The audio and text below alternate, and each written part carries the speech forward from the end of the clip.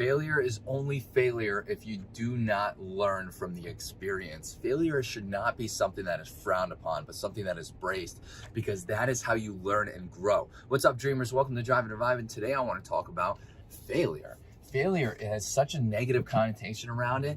Failure has such a bad rep because people think that failure is the end all. It's like the end all be all of your journey. Like if you fail at something, that's the end. But that's not entirely true. Think about it. Sports teams, right? If they don't win a team, let's talk about professional football. Let's talk about professional esports, Counter-Strike, League of Legends, whatever you want to think about in regard to sports teams. Let's talk about them. If they lose a game, that's failure, right? I mean, you failed to win the game, correct? It's a form of failure. But do they just give up? And it's like, oh, we didn't win this game. We're not gonna, let's just give up. Let's just give up. We're not gonna win any others. No, that is not what they do. They don't just give up. They learn from it. They analyze what happened, right? They take the experience, learn from what they did wrong, learn from what they did right, and work from there. That makes failure not failure at all. It's a learning experience. Once you realize that failure is not, like, it doesn't have to be the end all be all and the end of a journey.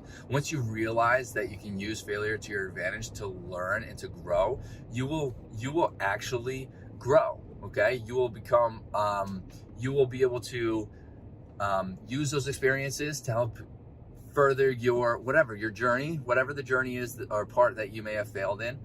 I just totally lost my train of thought. Anyways, once you learn that, it's going to make the situations in which you may not succeed on the first try feel a lot less stressful.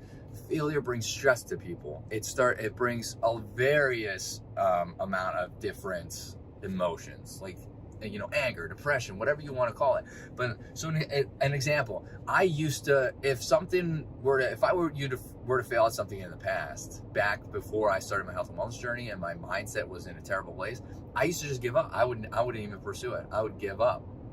Sometimes when I play competitive Counter-Strike, we would lose a match and I would just disappear for a couple of days because that's how upset I would get. I wouldn't even care about learning why it happened. I wouldn't analyze. I wouldn't do all this stuff. Now, I would do that on the good days, right? And I knew to do it. But on the bad days when we would lose or when I would perform very, very poorly, I would just disappear, right? Because I failed. And it's like, I'm not getting better. I did this and that. And that wasn't even the case.